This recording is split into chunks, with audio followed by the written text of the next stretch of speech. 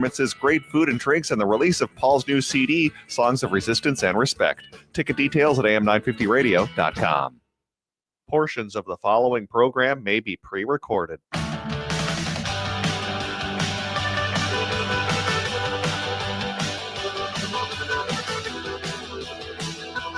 Broadcasting from the studios of AM 950 KTNF, the progressive voice of Minnesota, and airing on WCPT 820, Chicago's Progressive Talk. Welcome to The Gailey Show, the only daily LGBTQ radio news and talk show in the United States. I'm your host, John Parker. Jim Pounds, my executive producer, in studio with me. Hey, all. We're also live streaming on our YouTube channel right now. And when we're not live on YouTube, you can check out all of our episodes there. We've got curated playlists. For example, all of our Minneapolis mayoral candidate interviews are in a playlist together. And programming note, we will have Minnesota State Senator Omar Fateh here with us tomorrow. I'll be asking him about his record on LGBTQ rights, access to gender-affirming care, and standing up to the Trump administration. So tune in for that live on Wednesday afternoon at 2:30. We'll also be broadcast during the morning drive and Thursday morning on WCPT 820. But if you like what we're doing as you're watching us on YouTube, you can click subscribe, click that like button, and leave us a comment. And if you are listening in the 2 p.m. Central Hour, we can take your calls at 952-946-6205, 952-946-6205. All right, what is on the show today? In the second half hour, we are going to have managing editor of the Dallas Voice, Tammye Nash. We'll be here with new reporting on LGBTQ groups being disinvited from the University of Texas, as well as more rainbow crosswalk drama. We're also going to, and later in the show, provide updates on the passing of trans Middlebury College student Leah Smith. But up first, we are a week away from Election Day, and I want to share with you an excellent new resource from Bolts Magazine. Well, new to me, they've been doing it for a number of years now, and if you don't know about it, you need to check it out. So let's all together head to boltsmag.org. There is a banner at the top of the page that asks what's on the ballot. There is a year 2025 that you can click on, and then your guide to the fall. And it is a literal, they call it a cheat sheet of all of the 2025 general elections. There are over 180 elections on the ballot this year across 32 states. And we are talking about, they've got everything on here from federal, state government, governors, state judges, its Supreme Courts, down to parks boards and referendums on transportation, parks, large bond packages for infrastructure. They've got races related to county executives, sheriffs, prosecutors. It is an absolutely remarkable guide that they have here. And also very accessible. Like, you can move around the website very easily. It doesn't take a lot of how do I figure all of this out? Whoever designed the website, chef's kiss, no notes. And there are a few races here that I thought I would call out for folks because they're going to have a huge implication, not just for the LGBTQ community, but for the LGBTQ community. And one of those is in Pennsylvania next Tuesday. And it is about the courts. And there are 3 different court elections happening. So there's for the Supreme Court, for the Superior Court, and for the Commonwealth Court. Now, the Supreme Court, I think, would be the most important of the 3. And in each election, Bolts does a really good job of summarizing in like a paragraph or two exactly what's the situation there, what is sort of an expectation or where the race is going. So for instance, here they write that 3 Democratic justices are up for retention, and they explain what that means. So apparently in Pennsylvania, you don't just have an election for justices who are already on the court. You have a retention vote first, which says, yeah, I want to keep them, we're all good, or no, I don't want to keep them, so let's actually have an election for that seat on the Pennsylvania Supreme Court. So next week, 3 judges are having a retention vote. And retentions, as Bolts lays out there, pretty sleepy affairs. But conservatives are trying to get 3 seats on the court because, as you can imagine, MAGA wants Pennsylvania Supreme Court to be playing a role in the 2028 presidential election, with the Electoral College votes being assigned to, I'm sure they're trying to get it to their MAGA candidate. That's my editorial there. That's not Boltz's editorial, but they do have a great story where they're unpacking what's happening in that particular election. So you can read that article in addition to the synopsis of that particular race. Jim? I would just say that it's much more dramatic than that. The Republicans are spending, because they're failing in the New Jersey governor's race, they're failing in the Virginia governor's race. They believe that this is one they can sneak up on us and steal.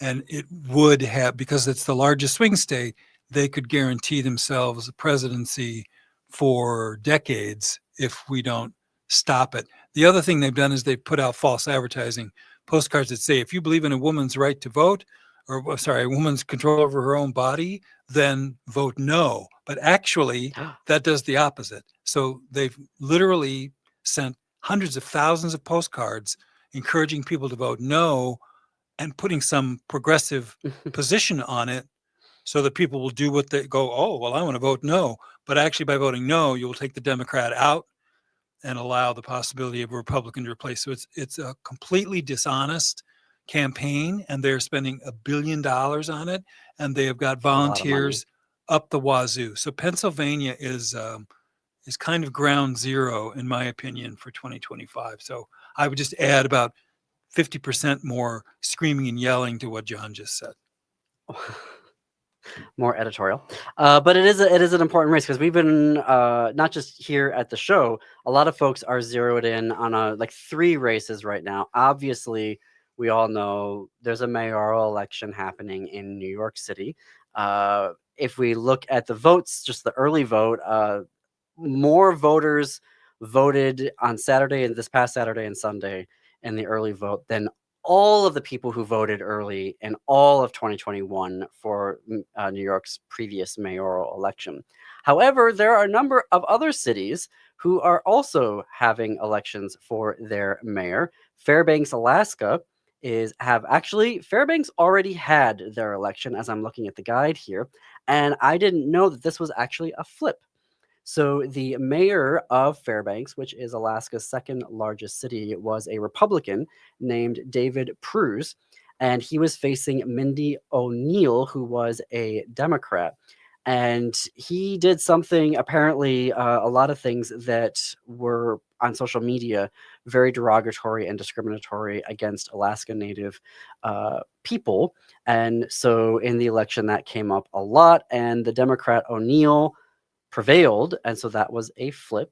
And so Fairbanks, Alaska now has a Democratic governor or mayor. Miami, Florida also has a mayor election happening this fall, this November. Atlanta, Georgia also has a mayoral election. Topeka, Kansas, New Orleans in Louisiana does, Annapolis, Maryland, Boston, Dearborn, Detroit. I'm here in the Twin Cities, Minneapolis. So there are a lot of cities, not just Minneapolis, actually, St. Paul as well. A lot of cities are having mayoral elections, and they may very well be, if there are currently Republican mayors there. A majority of these do have Democratic mayors currently. But I'll also be interested to see how these elections are playing out, particularly have those cities been the target of the current MAGA administration? And if so, are people happy with how their mayor has been responding? Are they not happy with how their mayor is responding? Like, how much are national issues showing up in these races, if at all? And that was just a number of cities. There are a huge number of cities here who are having mayoral elections.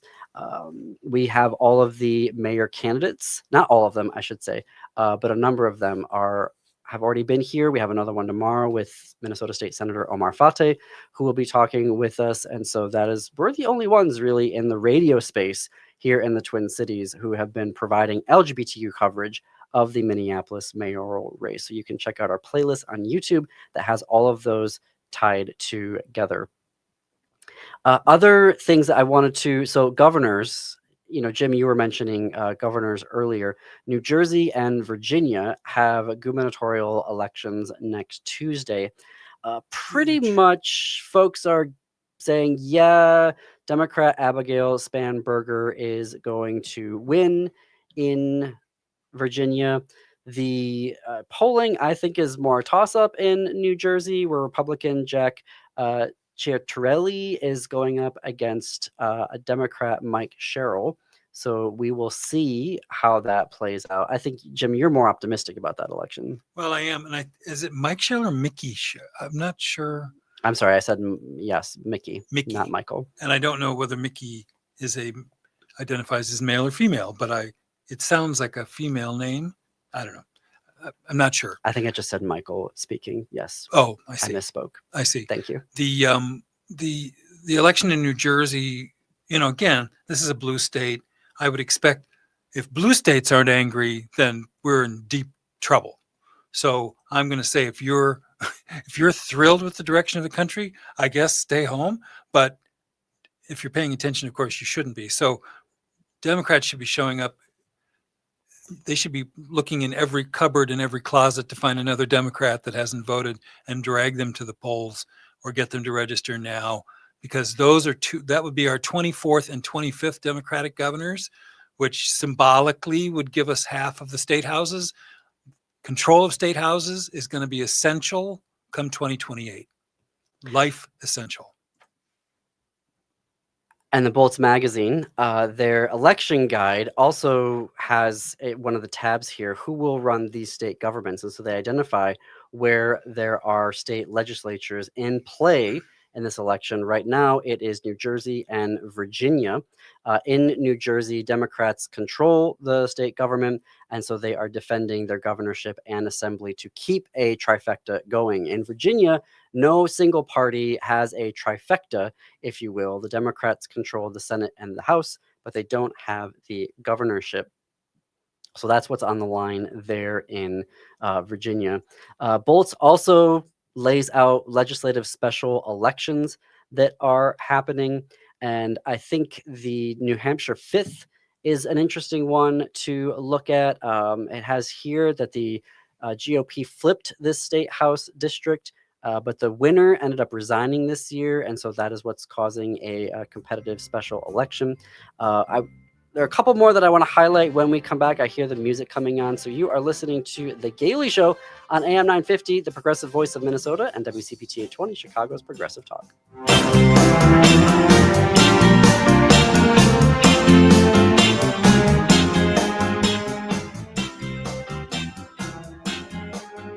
It's no secret that medical care costs are soaring, with nursing home and skilled nursing care costs being some of the highest. You don't have to deplete your savings in order to receive long-term care.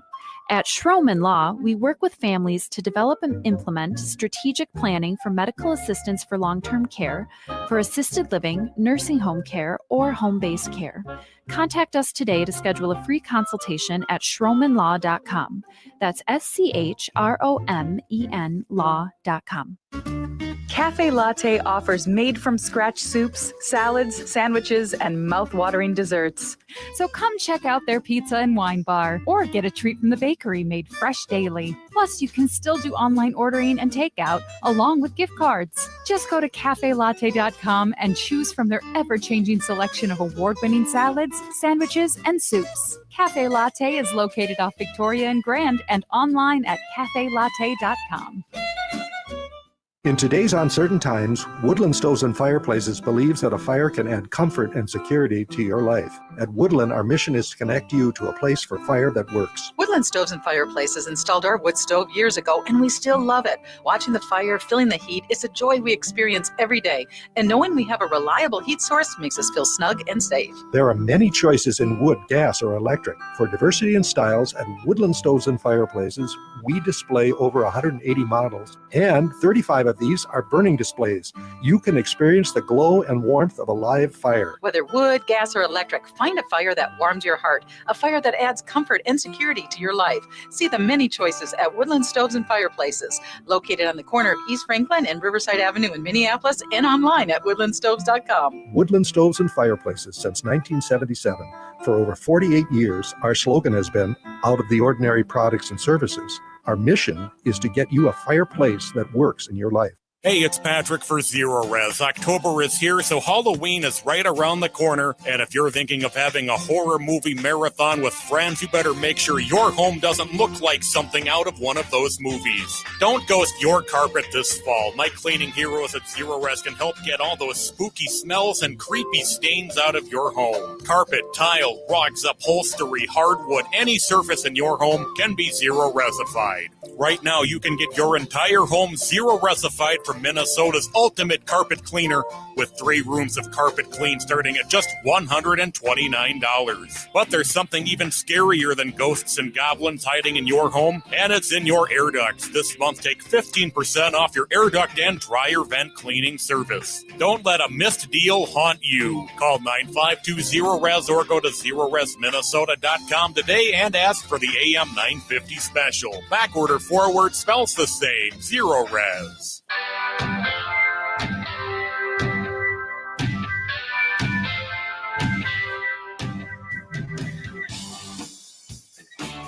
Welcome back to the Gailey Show. I am John Parker. We are coming up on the bottom of the hour.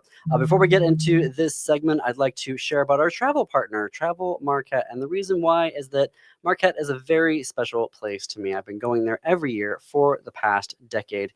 And the reason why I love going there is that I don't have to worry about traveling while queer in Marquette. It is a university town in a super blue city in a reliably blue county with a very active pride organization. And coming up here in November, if you want to get out of Dodge and head to Marquette County, there is the Stand Up, or UP, Comedy Festival, which will be at the Ordock Brewing Company November 5th through the 8th. So next week, this 4-day festival has multiple showings and comedians offering a wide variety of humor.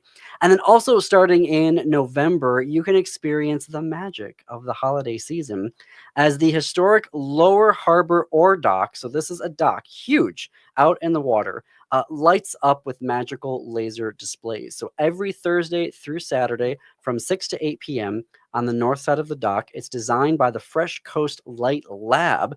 This is it's a family-friendly laser and light show that changes up every week with different displays. So there are holiday themes, winter themes, and even a Marquette-inspired abstract display. And sometimes it's just the dock that's lit up. Other times they're projecting lasers off of the dock. And obviously, since you're downtown, you're next to excellent restaurants, local breweries, and you can do some Christmas shopping while you're there as well. And if you go to Blue Sky, you can send me a DM and I'll gladly give you some recommendations of places that you can go when you're there. If this is something that you would like to do, you can go to travelmarquette.com. Travelmarquette.com. All right, before the break, we were talking about Bolts Magazine's excellent election guide. The election is a week from today.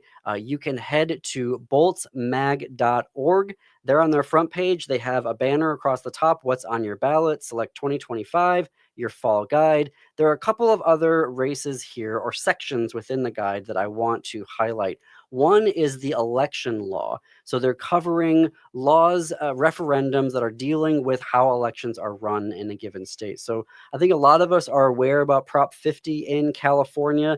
This is to essentially create a Democratic gerrymander of that state and potentially erase all GOP districts in California. There's also question 1 in Maine, which Maine MAGA is going after, which would upend their statewide election procedures, including imposing a number of restrictions on mail voting and what type of voter ID can be used, can't be used, etc. New York City is looking at, so there are cities within the state that have moved their municipal elections to even numbered years. And because of that, turnout has soared. So folks in New York City are now looking at whether they should join that as well and move their elections to even number years. And then in Texas, they've got Prop 16, which it's already illegal for non-citizens to vote in that state, but now they are looking to enshrine that in their state constitution. Another area that I think it'd be important to look at, super important to look at, is control of local school boards. And there are a number of races that are happening across the country. One that I am personally paying attention to is Douglas County, Colorado. So conservatives currently have a 4-3 majority. This is one of the largest school districts in the state of Colorado, and Colorado has been the source of litigation that has gone to the Supreme Court that has undone a lot of LGBTQ protections or created religious exemptions to those laws. And currently, all of the seats that are held by conservatives, so 4 of them, are up next Tuesday. And so I'm going to be watching to see what happens there. It is a nonpartisan election per the guide here, as I learned from Bolts Magazine, but there is a MAGA supported slate, and then there's a Democratic supported slate as well. So that is one that I will be watching out for. If you are on Blue Sky, or if you need a reason to join Blue Sky, you should head there, if only for one night a year, which is election night. You can follow the editor-in-chief of Bolts Magazine, Daniel Nichanian. He provides live updates and analysis on his Blue Sky account, and I just sit there and refresh the page, his page, all night long. On Blue Sky, he is Taniel, Taniel, .bsky.social. And again, I really recommend this guide. It's at boltsmag.org. What's on your ballot right there on the top of the home page. Very briefly, I want to share because she was missing and now they have found her body. So Middlebury College student Leah Smith, 21, has been missing. And her father reported her missing on the 19th of October. She'd been missing since the 17th.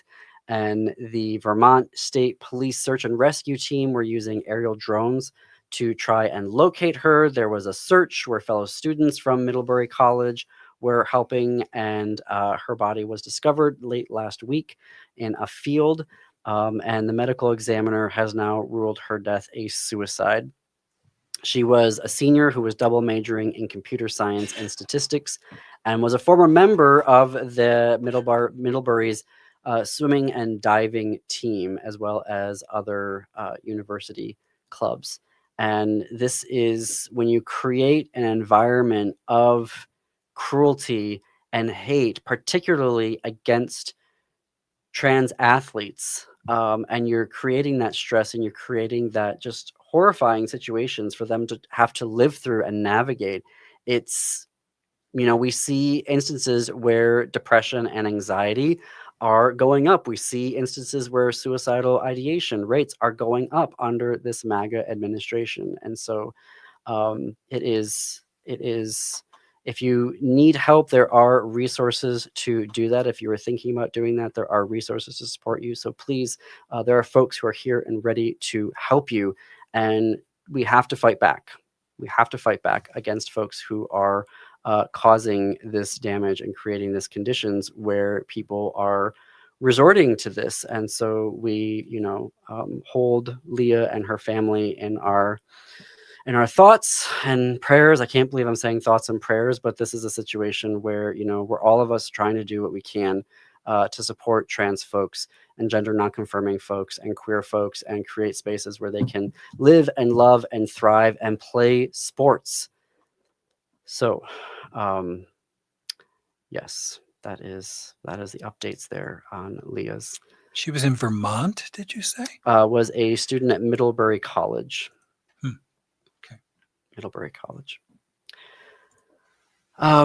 Yes. So I, again, want to remind folks, we're coming up here on the end of our segment, that we have our final interview with a mayoral candidate for running for Minneapolis mayor tomorrow. Minnesota State Senator Omar Fateh will be joining us. I'll ask him about his record on LGBTQ rights, access to gender affirming care, and standing up to the Trump administration. And we're going to take that break. None of this would be possible without our sponsors and advertisers. So in this next break, listen to who's there and call them, do business with them. Thank you for supporting AM 950 Radio and WCPT 820. More after this break.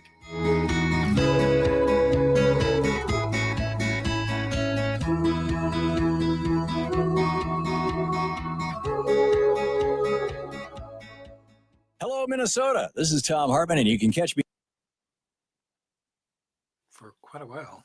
I think you're trying to read and talk. Tammy's Yep, there. Tammy's there. Where's Tammy? Tammye Nash, hello. Hello, how are you doing today? Well, how are you? Hanging in there, working. Yeah. Do you have any questions for us before we flip back over to the commercial feed? No, what do you guys want to talk about today? I think we can start with the LGBTQ groups who were disinvited from the University of Texas Tyler event. What do I have that right? Tyler or Taylor? Tyler. Tyler, And yeah. then I think it'd be cool. There was the all the rainbow sidewalk drama, but the Oaklawn Yeah, United we've got- Methodist Church. That would be a cool one. Is there something also beyond that you'd like to talk about or highlight? Nothing really that's LGBTQ. Right now, I'm busy being mad at Ken Paxton again. Oh yeah, let's totally talk about Tylenol. Yeah. Yeah, you Yeah. can give us the insight into that, dude. Yeah, I just posted something about it. I hate him. He's like, Yes, we're in the same boat, editorially and humanly speaking. Yeah. But okay, well then I'll add that to the list, and then so we're gonna switch over to the feed, and we'll talk to you in a couple seconds. In the private Okay. chat, I'll include the time cues there. okay, Great, I'll watch thank for you. it. Having a dental emergency, we'll try and get you in the same day you call because we don't like to see anyone in pain. As my daughter Rachel says, if you don't see my dad, please see another dentist. Take care of your teeth because they're the only ones you get. This is Chad, owner of AM 950. I've been going to Shamblat Family Dentistry for years. They get me in last minute when I'm in pain and make regular checkups easy and comfortable. Shamblat Family Dentistry in Hopkins and St. Paul. Find them online at shamblatfamilydentistry.com or call 1-800-FIX-MY-TEETH. Hey friends, John Parker here from The Gailey Show.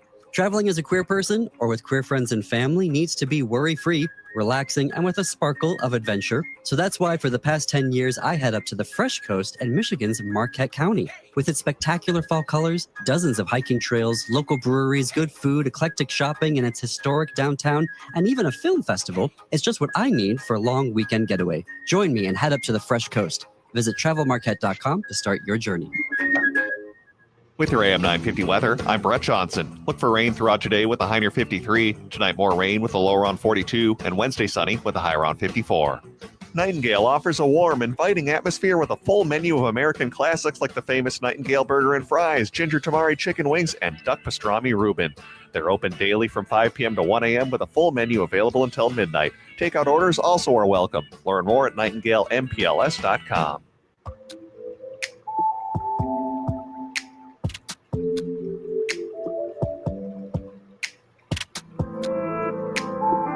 Coming to you from the studios of AM 950 KTNF, the progressive voice of Minnesota, and airing on WCPT 820, Chicago's Progressive Talk. Welcome back to the Gailey Show. I'm John Parker. It is 33 minutes after the hour. I'm here in studio with my executive producer, Jim Pounds, and I want to plug a programming note here.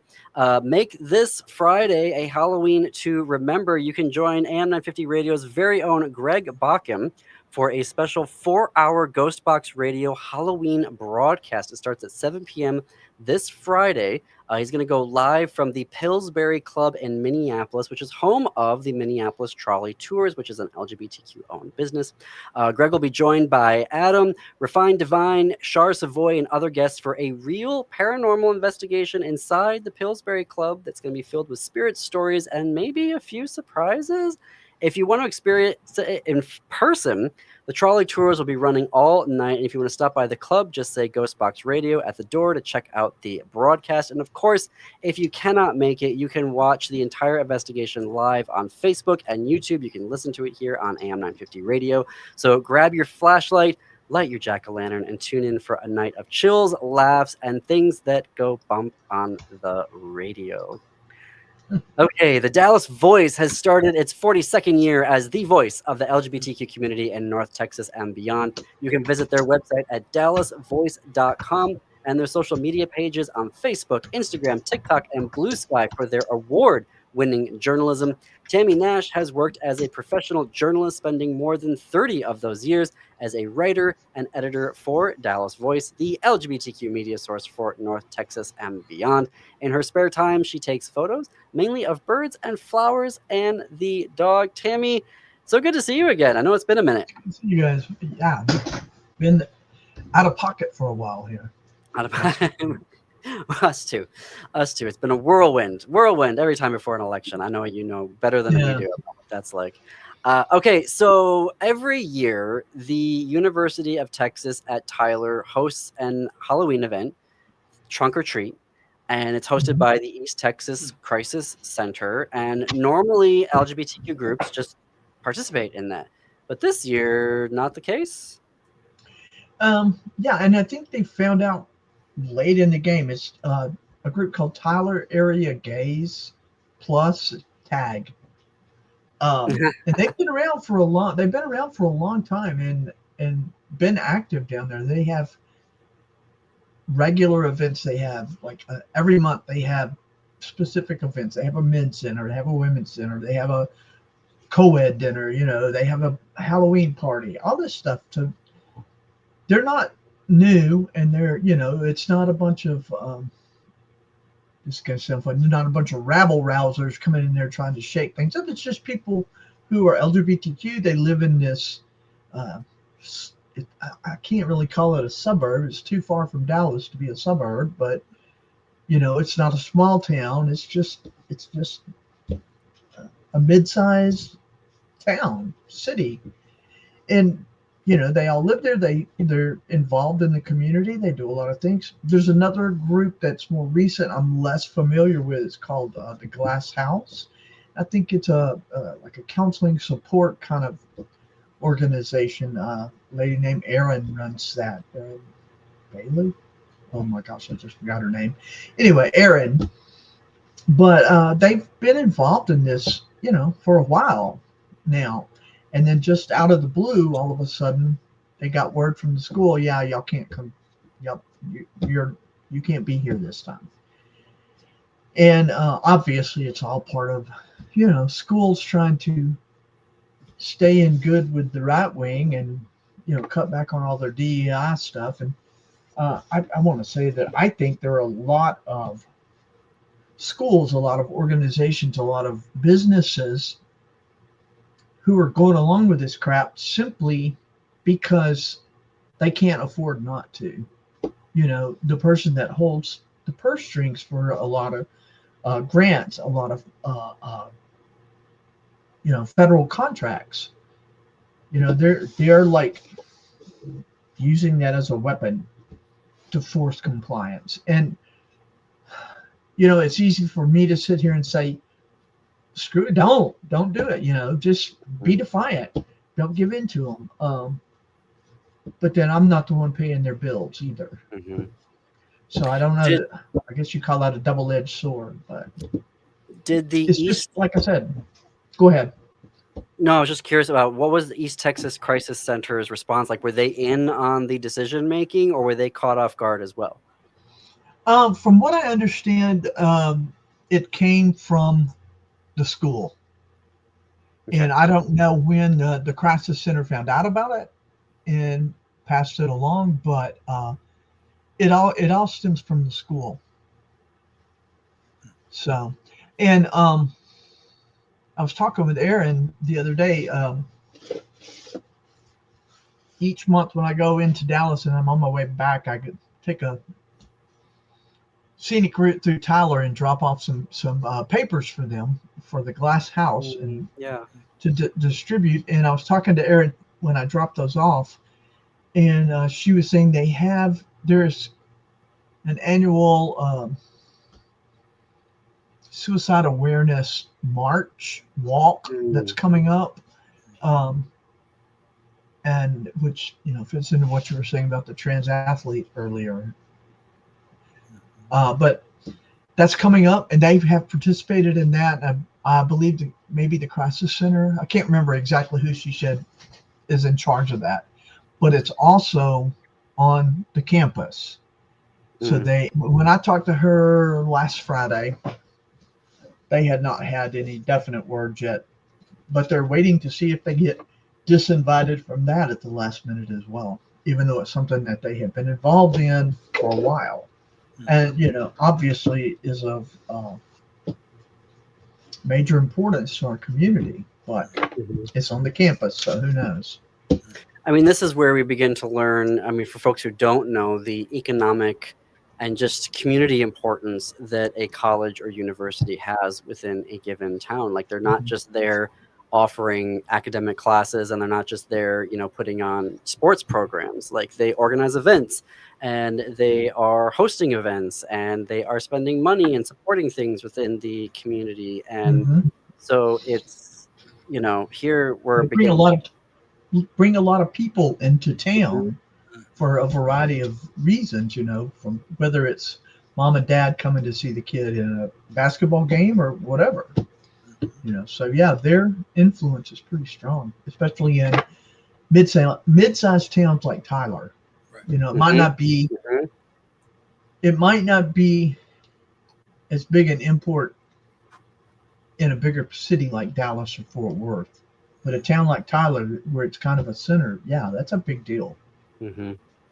So I'll be curious to see if organizations like East Texas Crisis Center next year are continuing to host events on these campuses, seeing how exclusive they're being in terms of, saying we're not going to let these particular organizations be there, because I imagine the LGBTQ community is experiencing crisis in the state of Texas. And so yes, in a lot of ways, yes. Okay. There was another really interesting article that you all put out, I think last week. All the drama over the rainbow crosswalks. Yes, the great issue of our time is now becoming the rainbow crosswalk, and all the what? It's funny, you think, oh my God, there's so much going on. So many people just lose their minds over crosswalks, rainbow crosswalks. It's like, okay, in Dallas, at least these crosswalks were not paid for by any public funds, right? All of them, both times that they put them in initially in 2020, and they used some thermoplastic, it's going to last for everything, and it didn't, and it started falling apart. So they came back in and they redid it with a different, a better method this time and a slightly different design. And of course, ever since they put them in, people would come down there. Oh, I'm watching my language. People would come down there in their their big old trucks and burn out on it just to show out. Oh, look what I did. It's like, whatever, but and then oh my gosh, on Facebook, on our page on Facebook, I would be just like, why do you people care? You don't live in Elk Lawn. A lot of you don't even live in freaking Dallas. Not a cent of your money or any public money went to this. There's nothing. What is your problem? What is it? Rainbows belong to God. God told you to sit down and shut up. My gosh. He does not care, or she does not care that people paint rainbow crosswalks, right? But and then on our side of it, it's like for some reason, people have identified so strongly with this. And for me, it was like, we paid for it. It's in our neighborhood. It's our thing. What do you care? It's nothing to do with you. Go home. Right. If you're not, why are you in the gay neighborhood in the first place caring about crosswalks? Right. Did you notice it when you came out on Friday night or what? But But then, somebody commented on one of our posts about it recently that it's not about some paint on the pavement. It's about what that represents. It's an identity. It's a sense of belonging, a sense of a safe place to be, community. It's a representation of community. And again, that's what all these people are so in an uproar about, is because this is a public, visible display of our community, and they don't want our community to be seen. Mm-hmm. So, and then Oakland Community Church. I mean, okay, there we go. Yeah, Oakland Avenue in Cedar Springs, right? This is like where the gateway to gay Dallas is. There's actually a monument there and this sign and rainbows. And this church has been there forever. It's beautiful, old. I think it's on the National Historic Registry in terms of, or whatever that's called, where this is an historic building. This is, has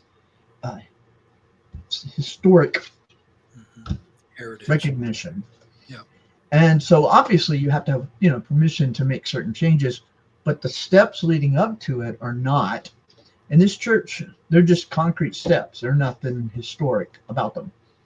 This beautiful old church sits here kind of up, it rises up, slopes up, and the church is here, and this big intersection is here, the Legacy of Love Monument, the Gateway to Oakland sign, rainbow sign over here.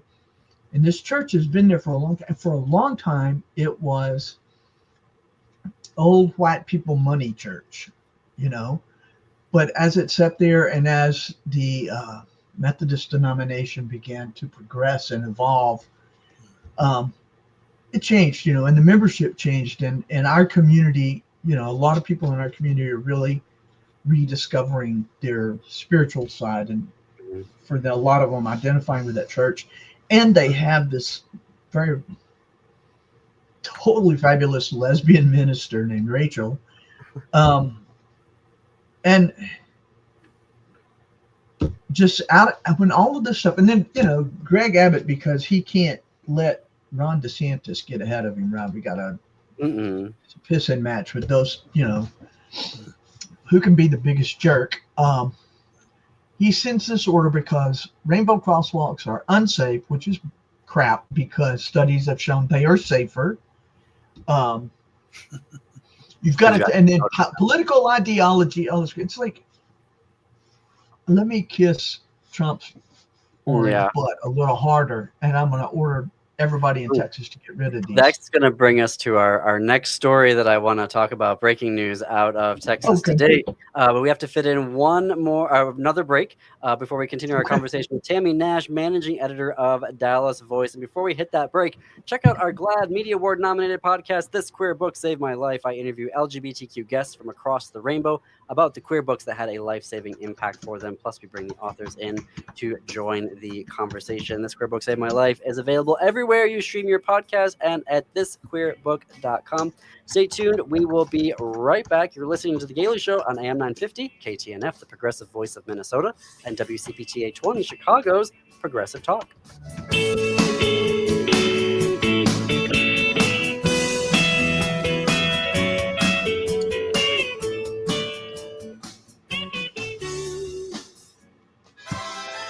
This season, bring the whole family to see Irving Berlin's White Christmas.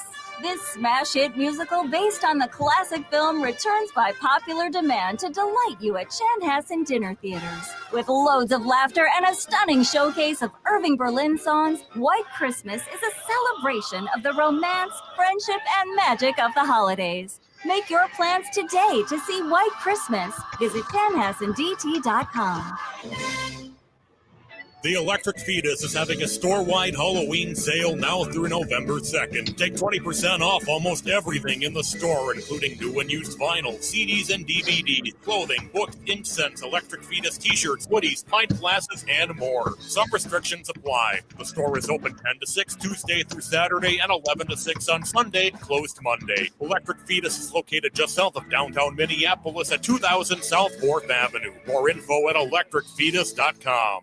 if you go to shoprainbowrd.com, you will find an amazing variety of adult novelties. Literally thousands of items that you can peruse in the privacy of your home and have shipped to your door. Plus, in the store, you can find swimwear, casual wear, underwear, everywhere. Rainbow Road is located at 109 West Grand Street near Loring Park. Gift cards are available for the hard to shop for. Go to shoprainbowrd.com.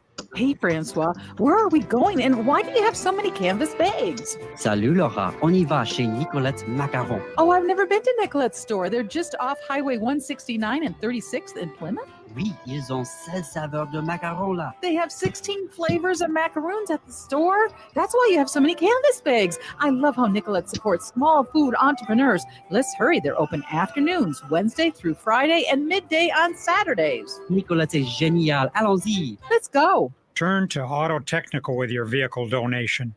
We have families waiting for a car. You know, over 85% of unemployed are successful in finding and keeping a job if they have dependable transportation. A car plus a job equals a life changed. 612-919-5526. We have families waiting for a car. 919-5526 or autotech.org. The independently owned Next Chapter Booksellers is the perfect destination for your next book. The friendly staff at Next Chapter Booksellers are great at making recommendations no matter your age or taste. Plus, they have frequent events including book readings and meet and greets with authors. And they sell more than just books. They have a wide variety of puzzles and games, too. So stop in and browse the store off Snelling and Grand in St. Paul. More at nextchapterbooksellers.com.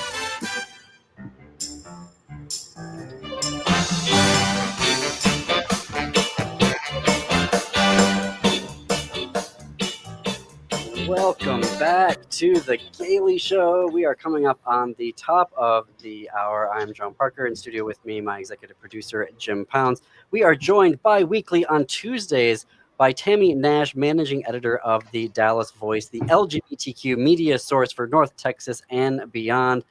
Tammye, your attorney general decided to file a lawsuit today against Johnson & Johnson? Yeah, he announced it today. Yeah, and Kenview. Oh, I want to say this back to the church real quick. If you want to go to dallasvoice.com real quick, right there on the front page, we have a scroll at the top. The latest blog is a picture of the church, and it's like 3/4 of the way finished now, so people can see the steps and how fabulous they look. But now on to the genius that is Ken Paxton. This guy is running for U.S. Senate, right, against John Cornyn, who has been in the U.S. Senate. He's challenging Cornyn in the Republican primary. I think there's another guy from Houston that is an up-and-coming MAGA star, who's Nathan Johnson, I believe is his name, who is also running in the primary. But let me say this first of all: I'm glad that Kenneth Paxton is running for the Senate, because that means he's not running for re-election to Attorney General's office. Ooh. Thank you for small favors.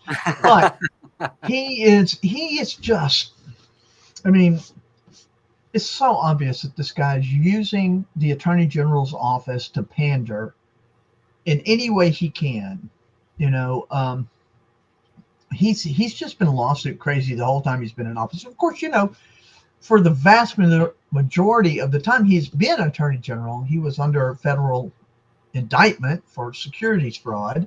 Yep. He's been investigated by federal authorities for misusing his office after his people in his office, who are also, you know, Republican people, complained about him, you know, using his power, bribing basically a businessman to give his mistress a job. Now he's got a new mistress, and his wife is divorcing him for biblical reasons, his wife being a state senator. And he's under investigation again for, you know, tax problems. He's claiming more than one homestead exemption. They got like 18 different homes. And anyway, so yeah, today he decided that he's gonna, or announced Lord knows when he decided, but announced that he is suing Johnson & Johnson and Kenvue, which is apparently some Johnson & Johnson subsidiary part. I don't know. But because Johnson & Johnson has known all these years that Tylenol causes autism, and they didn't tell pregnant women. It's like, first of all, dumbass, there is no actual scientific evidence that that's true. You've got worm brain saying, "Oh, Tylenol causes autism." So now Ken and Paxton is going to run out there and jump on that train, and it's just stupid, and he's like, oh, and they did, what was it he claimed that they did? Fraudulently transferred liabilities arising from Tylenol to a separate company, Kenvue, in order to shield their assets against lawsuits. They don't have to shield their assets because your lawsuit is a joke. Right. But hey, this is Texas, and God only knows what judge is going to get this case. So I have a question, Tammye. I'm curious. I know Texas generally is more conservative and the media is more conservative. How do the general media, the TV stations or the newspaper, the Dallas News, how do they react to Ken Paxton, who is, I think, inarguably the most corrupt public official in the United States and has been for Trump? I think it's number one on well, that. okay. All right. He's okay. Let's say he ranks. He's up there. Right. So how do they react? Do they treat him like the attorney general or like a monkey in the circus? It varies. I mean, and I think it varies geographically in terms, I spend a lot of my time here in Southeast Texas, which tends to be a little more red. Mm-hmm. But then I'm in Dallas, which is way more blue. Mm-hmm. And the media, TV and print, it depends. Down here, I'm not going to say they pander, but they are a little more, they pander a little bit. Okay.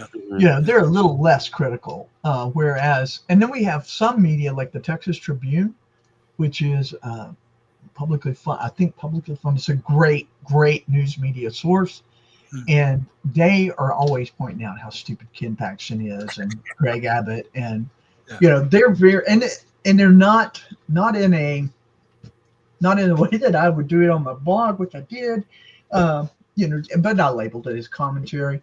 But I mean, they're very just, here's the facts and here's what this dumbass said, So, it depends. The media just depends. We have some really good, straightforward media here in Texas. So that's good to hear. Well, I will be very curious to see now if Tylenol will countersue and start to take legal action, given the fact that they are going to be, if states are going to try to sue them, then do they step up and say, okay, you know what, enough is enough here. We're going to file suit against them. But we are at our time for today. You can visit dallasvoice.com for the latest. Sign up for their weekly email. I get it every Friday. It's fantastic. I love reading it. You can also check out Tammy's blog there as well, dallasvoice.com. And thank you, everyone, for listening and or watching today. Remember to subscribe and click like on YouTube. Up next on WCPT 820 is Choose Views with Richard Chu on AM 950 Radio. It is the Matt McNeil Show. Stay tuned after that for Native Roots Radio.